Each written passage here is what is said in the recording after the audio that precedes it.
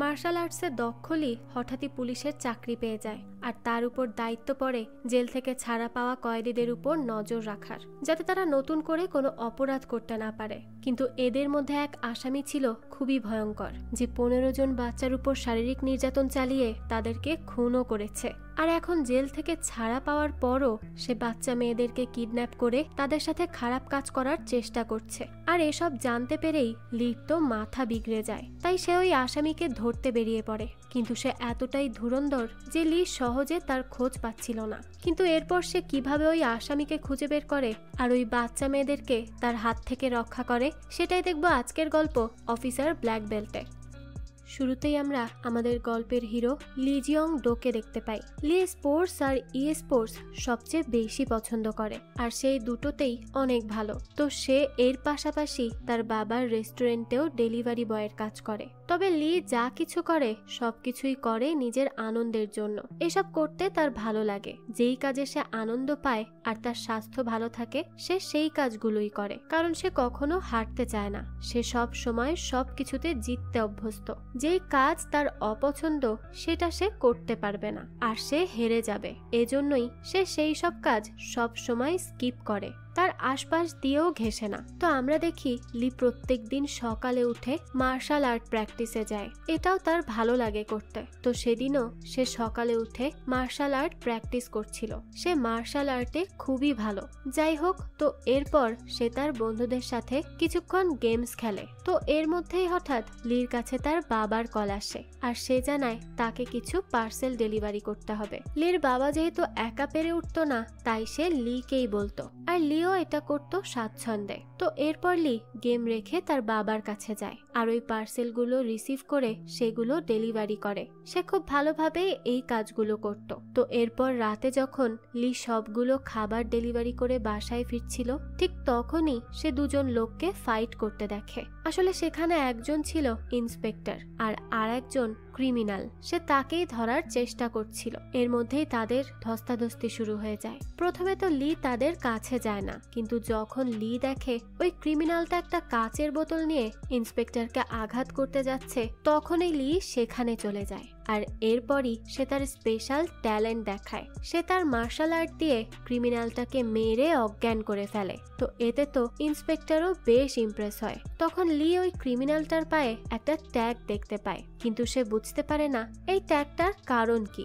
যাই হোক, লি যেহেতু এত ভালো একটা কাজ করেছে, তাই তার এই সাহসিকতার জন্য সে অ্যাওয়ার্ড পায়। সবাই তাকে প্রেজ করতে থাকে, আর লিও এতে বেশ খুশি ছিল। তো এই অ্যাওয়ার্ড সিরিমনিতে লিয়ের সাথে দেখা হয় ইলেকট্রিক মনিটরিং ডিভিশনের ম্যানেজার কিম সুনমিনের। কিম তার অনেক বেশি প্রশংসা করে। তো এই অ্যাওয়ার্ড সিরিমনি শেষ হলে কিম লির সাথে কিছু কথা বলতে চায়, সেজন্য তাকে তার কেবিনে নিয়ে আসে। আর এই অফিসার কিমের থেকেই লি জানতে পারে সে যে ইন্সপেক্টরকে হেল্প করেছিল সে একজন মার্শাল আর্ট অফিসার, তার নাম মিস্টার চো। তো কিম লিকে বলতে থাকে পুরো কোরিয়ায় এমন 5000 ক্রিমিনাল আছে যাদের পায়ে ট্যাগ লাগানো। তারা আসলে মেয়েদেরকে শারীরিকভাবে নির্যাতন বা মার্ডার কেসের জন্য সাজা পেয়েছে, তবে এখন পর্যন্ত তারা ঠিক হয়নি। তারা যে কোনো সময় যে কোনো কিছু করে ফেলতে পারে।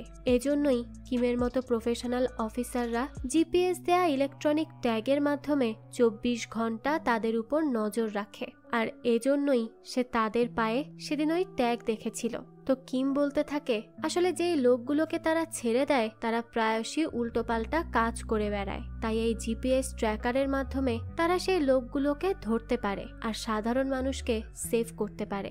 অপরাধীরা যে কোনো অপরাধ করার আগেই পুলিশ সেখানে পৌঁছে যায় আর তাদেরকে অপরাধ করা থেকে বিরত রাখে। আর এই কাজের জন্যই তারা প্রত্যেকটা প্রফেশনাল অফিসারের সাথে একজন মার্শাল আর্ট অফিসার রাখে। তো এরপর কিম বলতে থাকে সে মিস্টার চোয়ের থেকে শুনেছে যে লি তাইকোয়ান্দো আর জুডোতে এক্সপার্ট। সেদিন সে তার মারের ধরন দেখেই তা বুঝতে পেরেছিল। তখন লি বলে হ্যাঁ, সে তাইকোয়ান্দো আর জুডোতে 3rd হয়েছে। এটা শুনে কিম অনেক খুশি খুশি হয়। কিম তখন লিকে বলে যেহেতু মিস্টার চো এখন অসুস্থ আর তার সুস্থ হতে অলমোস্ট 5 উইক টাইম লাগবে, তাই লি যদি তার জায়গাটা নিত তাহলে তাদের জন্য অনেক হেল্প হতো। কারণ এখনো অনেক ক্রিমিনাল বাইরে ঘুরে বেড়াচ্ছে, তারা কখন কি করে বসে তা কেউ বলতে পারে না। তাদের উপর নজর রাখতে হবে আর তাদেরকে কোনো অপরাধ করার সুযোগই দেয়া যাবে না।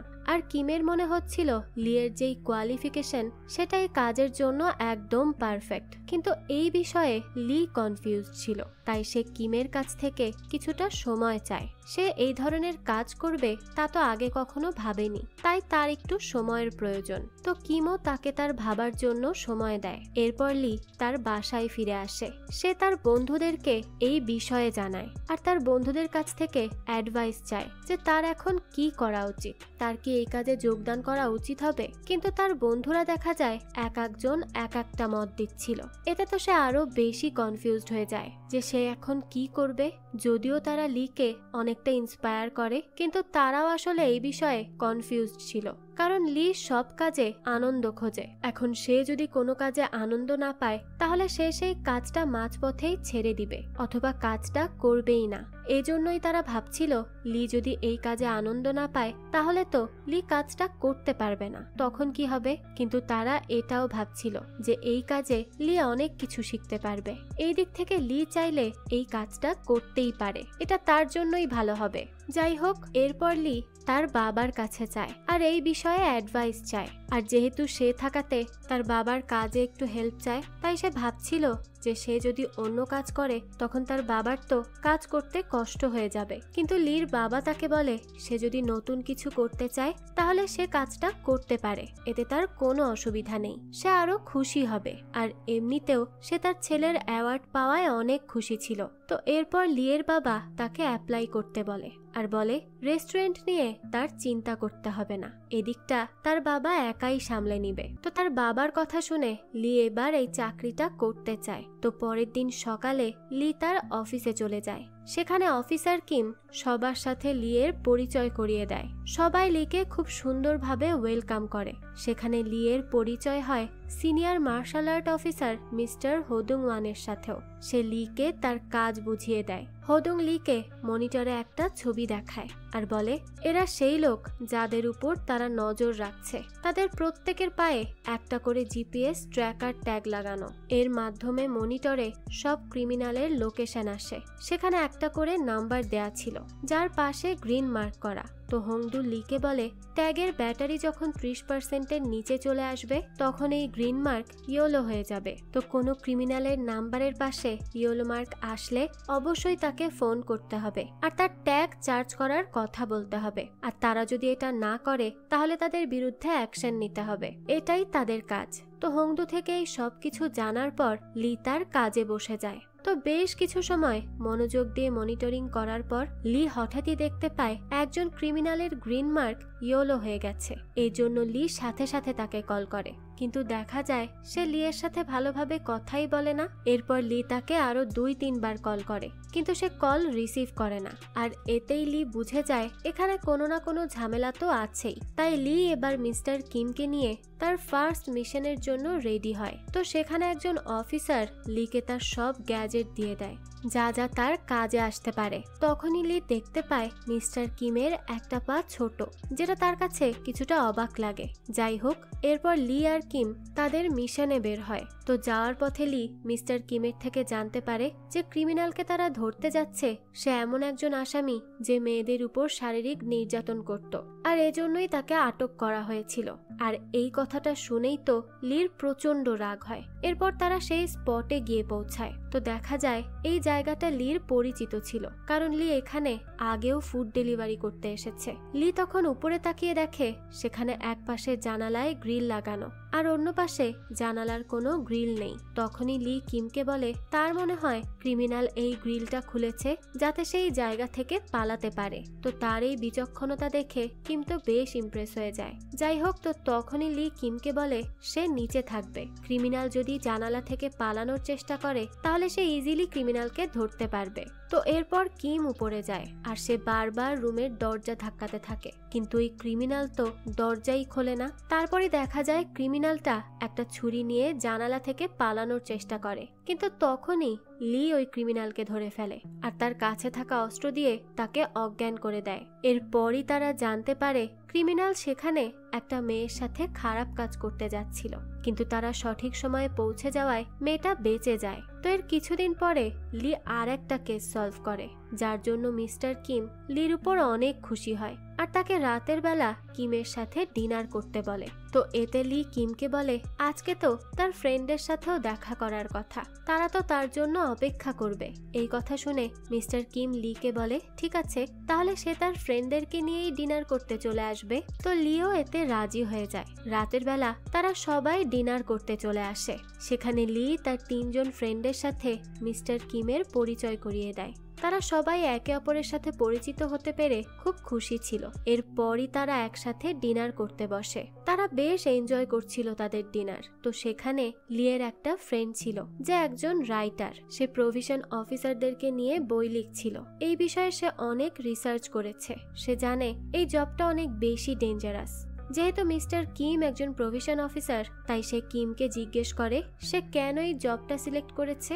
এতে মিস্টার কিম বলে সে যখন অনেক ছোট ছিল তখন তার একটা কার অ্যাক্সিডেন্ট হয়।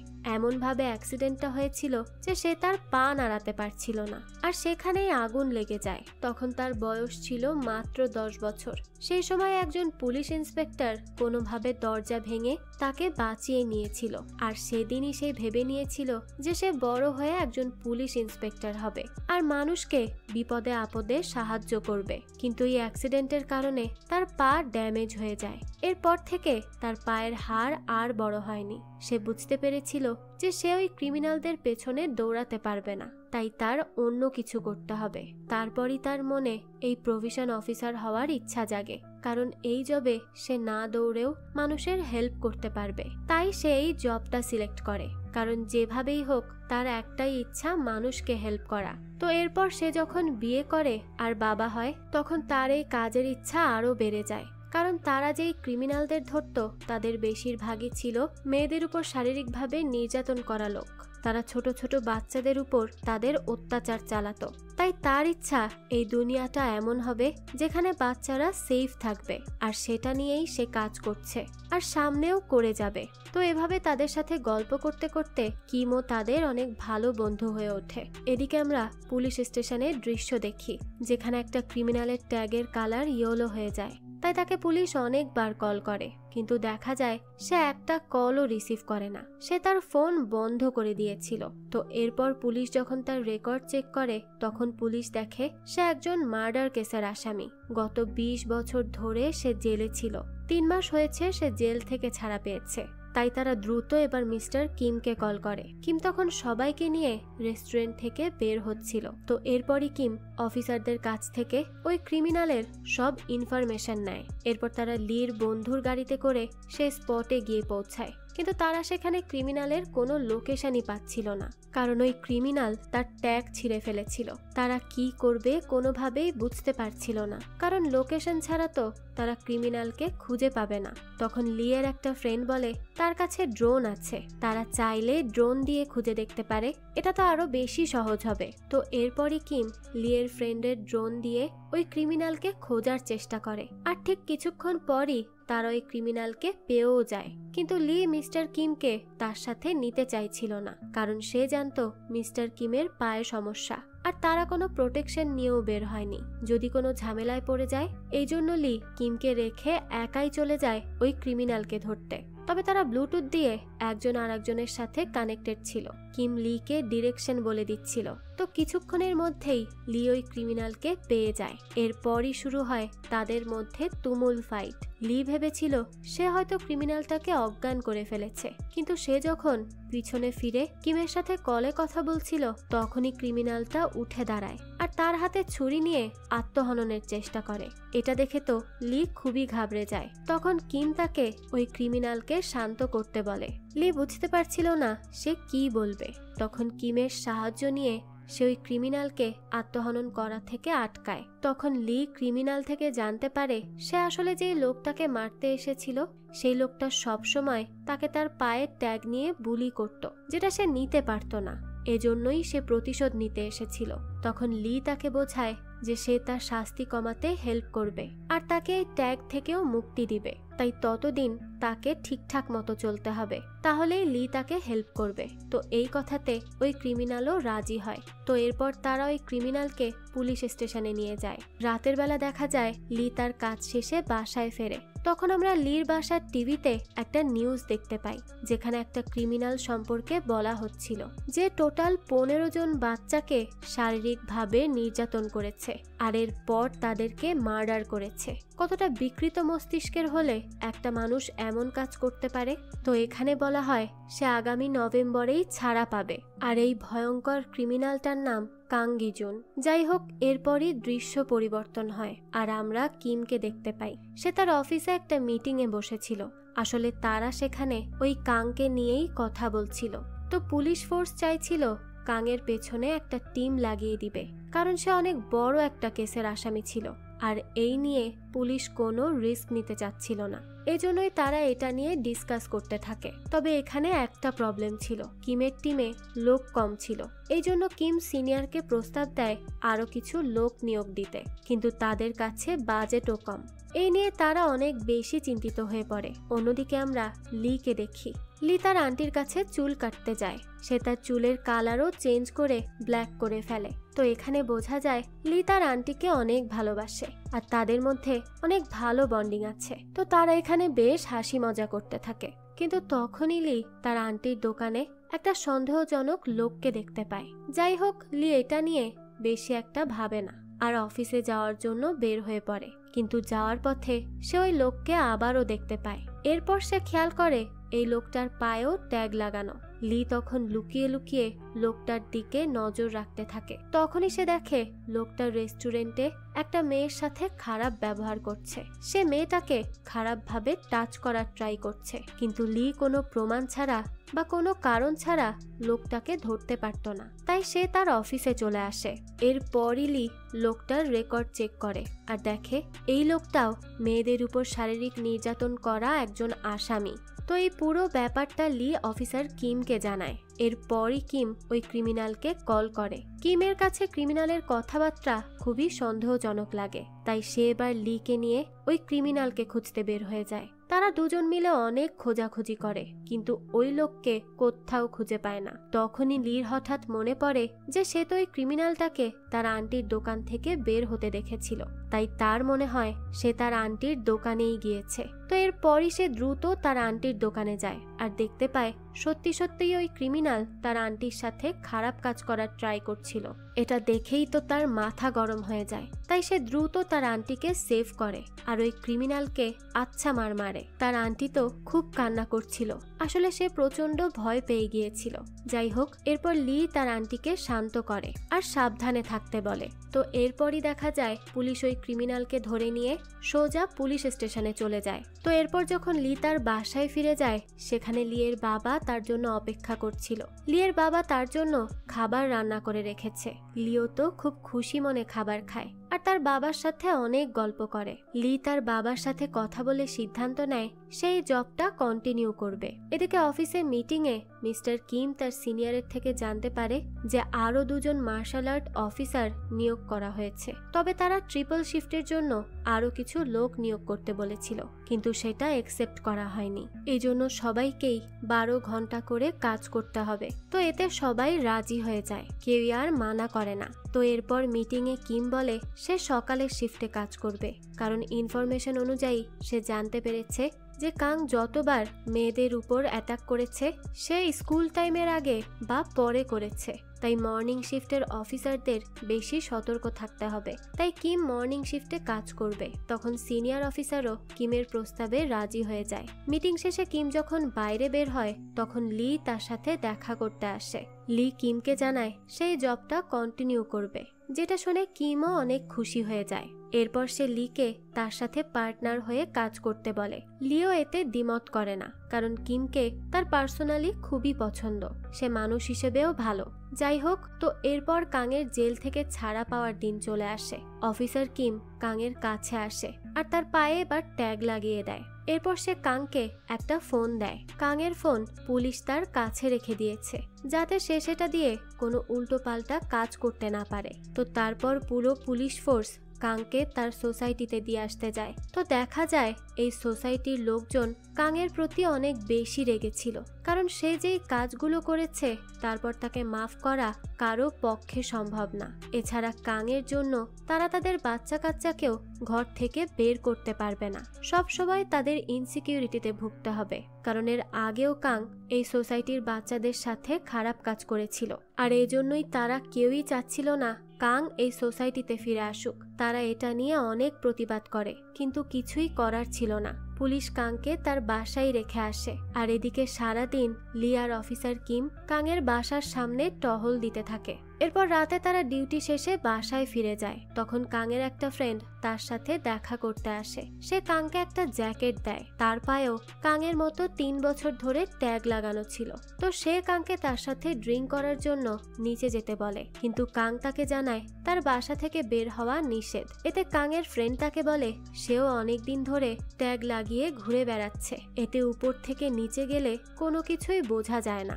এছাড়া 10 মিটারের আশেপাশেও কিছু টের পাওয়া যায় না। তো এরপরই কাং ছাদে চলে যায়, তার বন্ধুর সাথে স্মোক করে। আর সেখানেই কাংয়ের বন্ধু তাকে একটা মিশনের কথা বলে, যেটা নিয়ে সে জেলে থাকা অবস্থায় কাংকে চিঠি পাঠিয়েছিল। কাং ওই মিশনটা করার জন্য রাজি হয়ে যায়, কারণ এর বদলে সে অনেক টাকা পাবে। পরের দিন সকালে লি আর অফিসার কিম তারা যখন মনিটরের সামনে বসেছিল, তখনই লি লক্ষ্য করে কাং তার লোকেশন চেঞ্জ করছে। এটা দেখে লি এর চিন্তা হচ্ছিল যে সে আবার অন্য কারো ক্ষতি না করে। তাই লি দ্রুত অফিসার কিমের পারমিশন নিয়ে কাংকে ফলো করতে শুরু করে দেয়। সে কাংকে ফলো করতে করতে একটা বিল্ডিং এর কাছে চলে আসে। আর সেই বিল্ডিং এর উপরের তলাতেই বাচ্চাদের একটা একাডেমি ছিল, কিন্তু সেটা ছুটি হতে অনেক দেরি। তাহলে কাং কোথায় গেল? লি এর মনে হতে থাকে কাং বেসমেন্টেই আছে। তাই সে এবার কাংকে খুঁজতে বেসমেন্টে যায়। কাং সেখানে কিছু লোকের সাথে গাড়িতেই বসেছিল। সেখানে একটা ছেলে কাংকে বলে সে ডার্ক ওয়েভে ভিডিও বানায়। কাংয়ের কাজ হলো বাচ্চাদের সাথে বিভিন্ন আজে বাজে ভিডিও বানিয়ে সেটা ওই ছেলেটাকে দিতে হবে। এর বিনিময়ে তারা কাংকে অনেক টাকার অফার করে। কাংও তাদের প্রস্তাবে রাজি হয়ে যায়। আর ঠিক তখনই সেখানে লি চলে আসে, কিন্তু কাং অন্য লোকেদের সাথে গাড়িতে থাকায় লি তাদের দেখতে পায় না, কারণ গাড়ির বাইরে থেকে ভেতরে কিছুই দেখা যাচ্ছিল না। এজন্য লিকে দেখে তারা শান্ত হয়ে গাড়ির মধ্যেই বসে থাকে, যাতে লি ভাবে গাড়িতে কেউ নেই আর সে যেন এখান থেকে চলে যায়। কিন্তু লির তো এতে কিছুটা সন্দেহ হয়, তাই সে ওই গাড়ির নাম্বারটা মুখস্থ করে নেয়।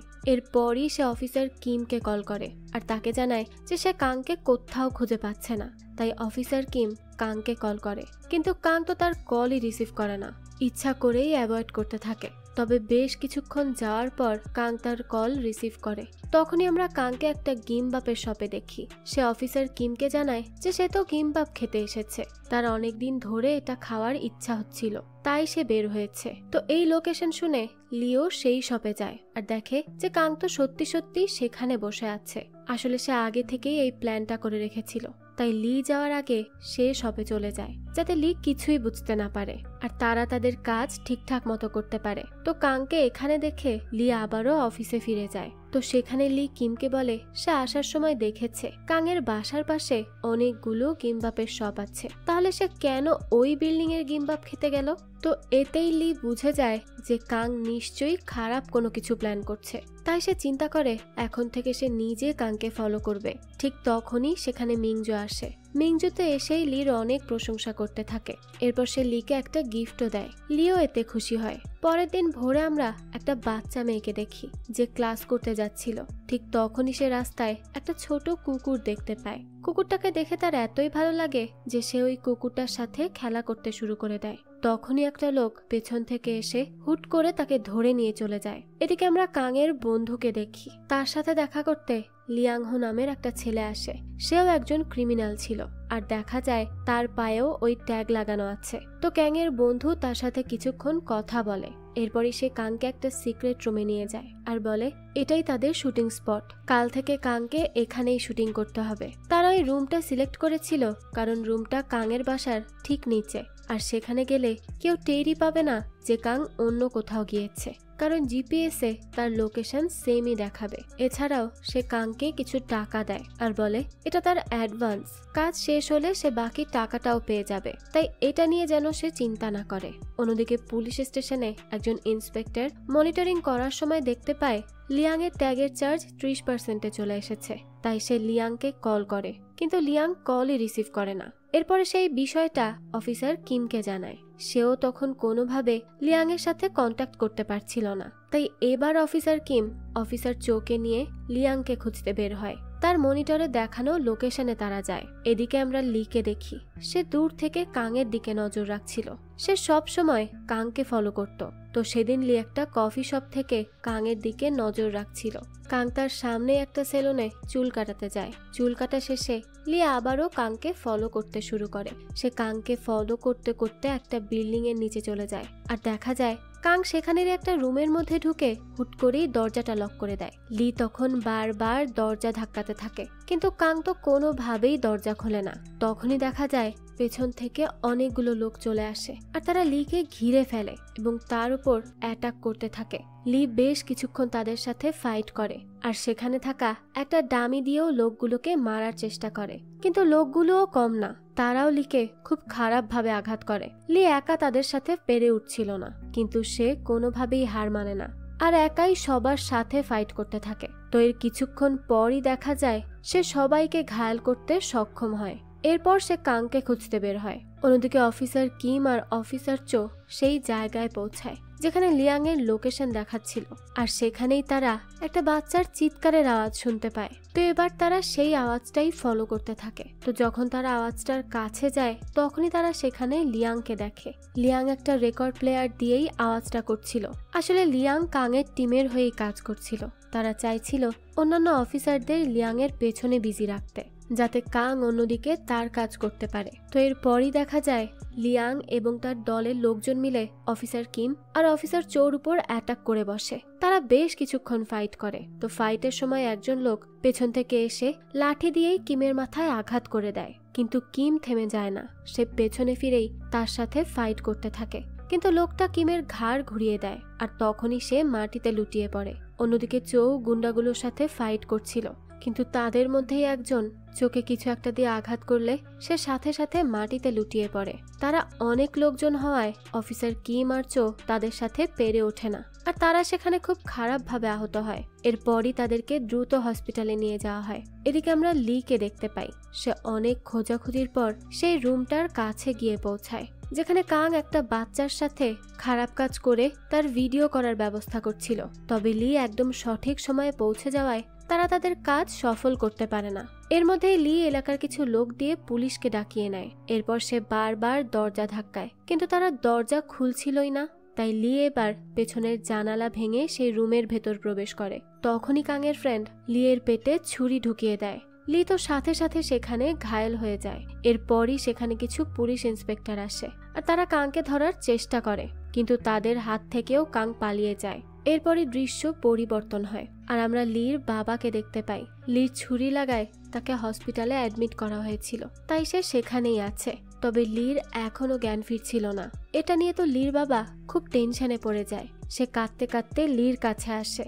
সে আসলে তার ছেলেকে এই অবস্থায় দেখতে পারছিল না, তাই সে অন্যান্য অফিসারদের সাথে ঝগড়া করতে শুরু করে দেয় যে তারা কেন লিকে এত ঝুঁকিপূর্ণ জায়গায় পাঠিয়েছে।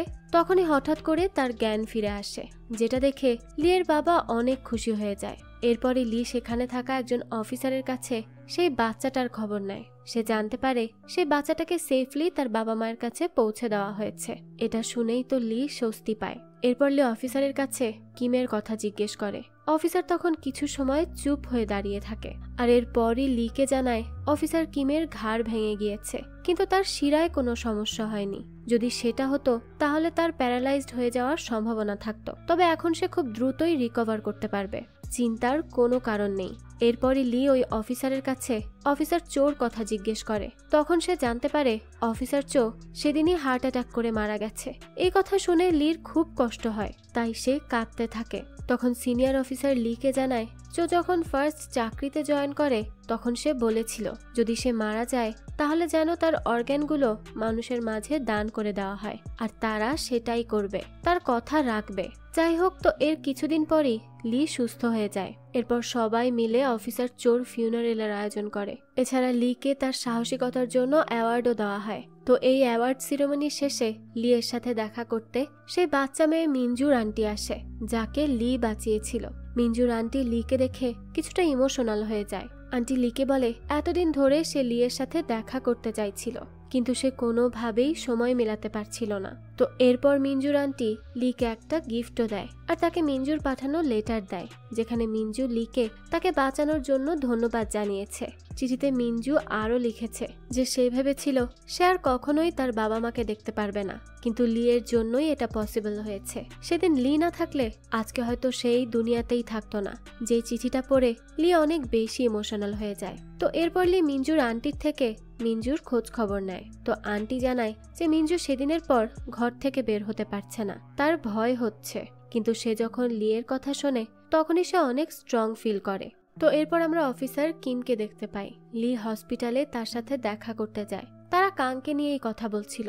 তখন অফিসার কিম লিকে বলে আগে ঠিকমতো সুস্থ হয়ে নাও, কারণ শরীর ঠিক না থাকলে কোনো মিশনই ঠিকভাবে করা যাবে না। কিন্তু লি তো কোনোভাবেই নিজেকে মাফ করতে পারছিল না, কারণ সে জানতো কাং যতদিন ছাড়া থাকবে ততদিন সে বেআইনি কাজ করতেই থাকবে। সে বাচ্চাদের ধরে তাদের সাথে খারাপ কাজ করবে, যেটা ভেবেই লির অস্বস্তি লাগছিল। তাই সে দ্রুত হসপিটাল থেকে বের হয়ে যায় আর সোজা চলে যায় তার বন্ধুদের কাছে।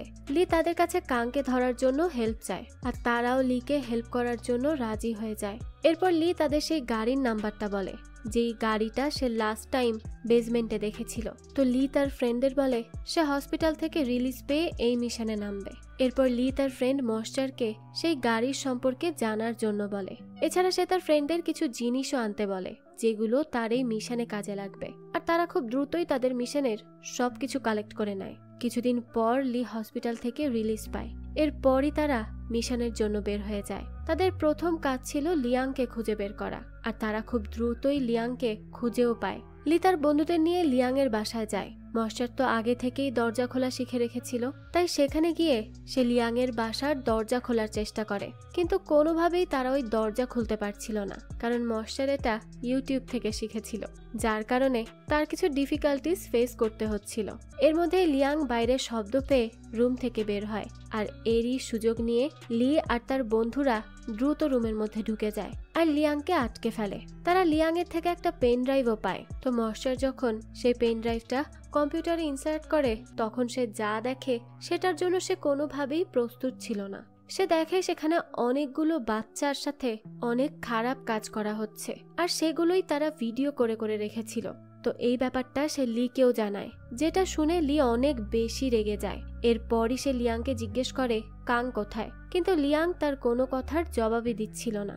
এতে তো লি আরো বেশি রেগে যায়। সে এবার তার কাছে থাকা ওই টিজার দিয়ে লিয়াংকে মারতে যায়, কিন্তু লিয়ের বন্ধু তাকে আটকায়। এতে তাদের মধ্যে হাতাহাতি হয়ে যায়, আর এই হাতাহাতিরই এক পর্যায়ে লিয়াংয়ের চোখের মধ্যে টিজার ঢুকে যায়, আর সাথে সাথে তার চোখ থেকে রক্ত পড়তে শুরু করে। তখন তো তারা সবাই চিন্তায় পড়ে যায় যে এবার তারা কি করবে। তো এরপরই লিয়ের বন্ধু লিয়াংয়ের কাছে যায় আর তাকে ফ্রন্ট ক্যামেরা দেখিয়ে বলে তার চোখের অবস্থা খুবই খারাপ, আর বেশিক্ষণ যদি তারা এখানে থাকে তাহলে তার চোখটাই কিন্তু নষ্ট হয়ে যাবে। তাই লিয়াং এখনই যদি তাদের বলে দেয় যে কাং কোথায় আছে, তাহলে তারা দ্রুত অ্যাম্বুলেন্স ডাকবে আর লিয়াংকে হসপিটালে নিয়ে যাবে। এখন এটা তার উপরই ডিপেন্ড করে সে নিজের জীবন বাঁচাবে নাকি অন্যের। লিয়াং তখন কিছু সময় ভাবে যে সে আসলে কি করবে। এরপরই সে বলে তার জাল নাম দিয়ে একটা ডেবিট কার্ড অ্যাকাউন্ট খোলা আছে, যেটা কাংয়ের কাছে। তারা যদি দেখে যে কাং লাস্ট কোথা থেকে টাকা উঠিয়েছে, তাহলেই তারা বুঝে যাবে কাংয়ের লাস্ট লোকেশন কোথায় ছিল। তো এরপরই তারা লিয়াংয়ের ফোন নিয়ে দেখে যে কাং লাস্ট কোথা থেকে টাকা উঠিয়েছে।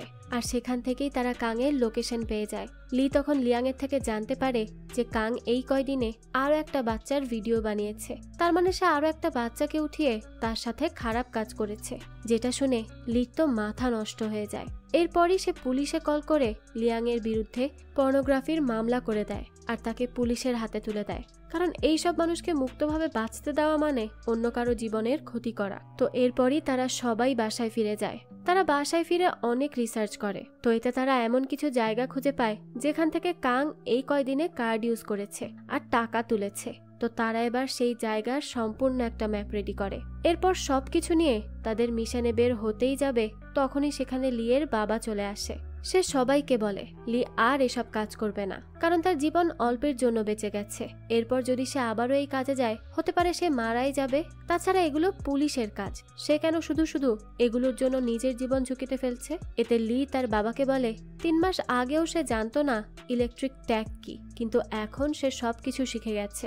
সে সবকিছু জানে, আর সে যেটা শিখেছে সেটা সে কখনোই ভুলতে পারবে না। এরপর লি বলে সেদিন যে সে বাচ্চাটাকে বাঁচিয়েছিল, সেই বাচ্চাটা এখন পর্যন্ত ঘর থেকে বের হতে পারে না। সে এখনো অনেক বেশি ভয় পেয়ে আছে। মাত্র 10 বছরের একটা বাচ্চা, যে ট্রমার কারণে এখন বাইরের দুনিয়া থেকে সম্পূর্ণ আলাদা হয়ে আছে। এছাড়াও লি এর থেকে ভয়ানক একটা কাহিনী শুনতে পেরেছে। সে বলে কাং সেদিন বের হয়েই একটা বাচ্চার সাথে খারাপ কাজ করেছে। সে জানে পুলিশ আছে, পুলিশ তার সর্বোচ্চটা দিয়ে কাংকে খোঁজার চেষ্টা করছে, কিন্তু লিও তার বেস্টটা দিতে চায়। সে বাচ্চাদের বাঁচাতে কাংকে খুঁজে বের করবে, যাতে আর কোনো বাচ্চার সাথে এমনটা না হয়। এটা সে করতে না পারলে সে নিজের দিকে তাকাতেই পারবে না। লি তখন তার বাবাকে বলে আজকে যেন তার বাবা তাকে না আটকায়। আজকে যদি সে চুপ থাকে, তাহলে এই শয়তানটা দুনিয়াতে আরো বাচ্চা মেয়েদের ক্ষতি করবে, যেটা সে চায় না। এমনও হতে পারে আজকে কাং কোনো একটা নিরীহ বাচ্চাকে তুলে নিয়ে গেছে, আর সেই বাচ্চাটা লিয়ের মতো একটা মানুষের অপেক্ষা করছে। লি আরো বলতে থাকে আগে সে এর কোনো কিছুই জানতো না, কিন্তু এখন সে সব জানে। এরপরও যদি সে চুপ থাকে, তাহলে সে নিজেকে মাফ করতে পারবে না। এই কথা শুনে তো লির বাবা নিজের চোখের পানি ধরে রাখতে পারে না। সে বুঝতে পারে যে তার ছেলেকে এখন আর থামানো সম্ভব না। এছাড়া সে যদি তার ছেলেকে আটকায়, তাহলে সে নিজের কাছেই হেরে যাবে। তো এরপরই লি তার বাবাকে আশ্বাস দেয় যে এবার তার কিছুই হবে না, সে এবার কাংকে ধরেই ছাড়বে। লিয়ের বাবাও তখন তাকে গুড লাক জানায় আর তাকে তার মিশনে বের হতে বলে। লিও তখন তার ফ্রেন্ডদের নিয়ে তাদের মিশনে বের হয়ে যায়। এরপর তারা সেই এরিয়াতে গিয়ে পৌঁছায় যেখানে তারা কাংয়ের লাস্ট লোকেশন পেয়েছিল। সেখানে গিয়ে তারা ড্রোন অন করে আর সবাই গ্রুপ কলে যায়, যাতে তারা ইজিলি একে অপরের সাথে কন্ট্যাক্ট করতে পারে। তো তারপর তারা যে যার মতো আলাদা হয়ে কাংকে খুঁজতে শুরু করে। তারা প্রত্যেকটা হোটেলে গিয়ে তার ওনারের কাছে কাংয়ের ছবি দেখিয়ে জিজ্ঞেস করে যে সেখানে কাং আছে কিনা, কিন্তু তারা কাংকে কোথাও খুঁজে পায় না। তখনই লিয়ের একজন ফ্রেন্ড বেয়ংইন এলাকার কাছে একটা হোটেলের সামনে অনেকগুলো জুতো আর ময়লা প্লেট দেখতে পায়। তাই সে সবাইকে সেখানে চলে আসতে বলে, কারণ তার কাছে সেখানে সন্দেহজনক কিছু আছে বলেই মনে হচ্ছিল। এরপরই লি সবাইকে নিয়ে ওই হোটেলে ঢোকে। তখনই তারা বাইরে থেকে কাং আর তার বন্ধুদের আওয়াজ শুনতে পায়। কাং তার বন্ধুদের নিয়ে সেখানে ড্রিঙ্ক করছিল।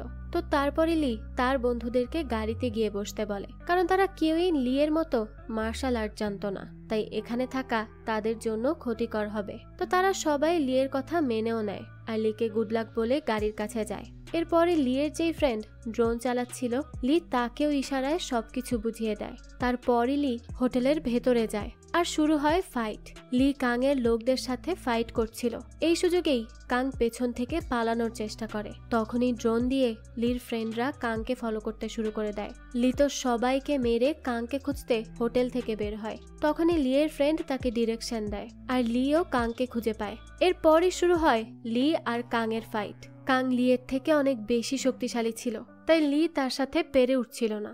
আর তখনই লিয়ের ফ্রেন্ডরা টেকনিক করে ড্রোনটা নিচে নামিয়ে দেয় আর সেটা দিয়ে কাংয়ের চোখে আঘাত করে। সাথে সাথেই কাং দুর্বল হয়ে যায় আর লি তাকে ধরে ফেলে। এটা লির জন্য অনেক বড় পাওয়া ছিল, কারণ সে এমন একটা মানুষকে ধরেছে যার জন্য বাচ্চারা রাস্তায় হাঁটতে ভয় পেত।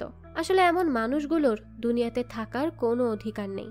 লিয়ের মতো এমন কিছু মানুষ আমাদের পৃথিবীতে দরকার, যারা এই খারাপ মানুষগুলোকে ধরে ছোট ছোট বাচ্চাদের জীবন বাঁচাবে। যাই হোক, এরপরই দৃশ্য পরিবর্তন হয় আর আমরা একটা অ্যাওয়ার্ড সেরেমনি দেখতে পাই, যেখানে লি আর তার ফ্রেন্ডদের তাদের কাজের জন্য রাষ্ট্রপতির থেকে অ্যাওয়ার্ড দেওয়া হচ্ছিল। দূর থেকে লির বাবা এই সব কিছু ভিডিও করতে থাকে। তাকে দেখে মনে হচ্ছিল আজ সে তার ছেলের জন্য সবচেয়ে বেশি খুশি। সেদিন যদি সে তার ছেলেকে যেতে না দিত, তাহলে হয়তো আজকে সে এই দিনটা দেখতে পারত না। তখনই সেখানে লিকে ফুল দেওয়ার জন্য মিঞ্জু আসে। লি তো মিঞ্জুকে দেখে খুব খুশি হয়ে যায় আর তার কাছে যায়। লি তার সাথে কথা বলে জানতে পারে সে এখন ঠিক হয়ে গেছে। এই কথা শুনে তো লির চোখের কোণায় পানি চলে আসে। এরপরই দৃশ্য পরিবর্তন হয় আর আমরা লিকে তার অফিসের ডেস্কে দেখি। সেখানে লির টেবিলের পাশে লেখা ছিল মার্শাল আর্টস অফিসার লি জংডু। তো এরপরই লি মনিটরে বসে তার কাজ করছিল। তখনই তার কাছে একটা বিপদ সংকেত আসে। এরপরই সে অফিসার কিমকে নিয়ে তার মিশনে বের হয়ে যায়। লি এখন থেকে এই কাজটাই করবে, কারণ এই কাজটা তাকে যেমন আনন্দ দেয় তেমন স্বস্তিও দেয়। তো এরই মাধ্যমে এই গল্পটাও এখানেই শেষ হয়ে যায়। তো এই তো ছিল লির জীবনের গল্প, একজন মার্শাল আর্টস প্লেয়ার থেকে মানুষের সেভিয়ার হয়ে ওঠার গল্প। তো এই গল্পটা আপনাদের কাছে কেমন লেগেছে সেটা অবশ্যই আমাদেরকে কমেন্ট করে জানাবেন। যদি এতটুকুও ভালো লেগে থাকে তাহলে একটি লাইক দিয়ে যাবেন। আর হ্যাঁ, আমাদের এই চ্যানেলে কিন্তু প্রতিনিয়তই নতুন নতুন ভিডিও আপলোড করা হয়। সেই সব ভিডিওর আপডেট পেতে আমাদের চ্যানেলটিকে সাবস্ক্রাইব করে বেল আইকনে অল দিয়ে রাখতে কিন্তু ভুলবেন না। আজকে তাহলে এই পর্যন্তই, আবারও হাজির হব নতুন কোনো ভিডিও নিয়ে। সেই পর্যন্ত সবাই ভালো থাকবেন আর আমাদের চ্যানেলের সাথেই থাকবেন। ধন্যবাদ।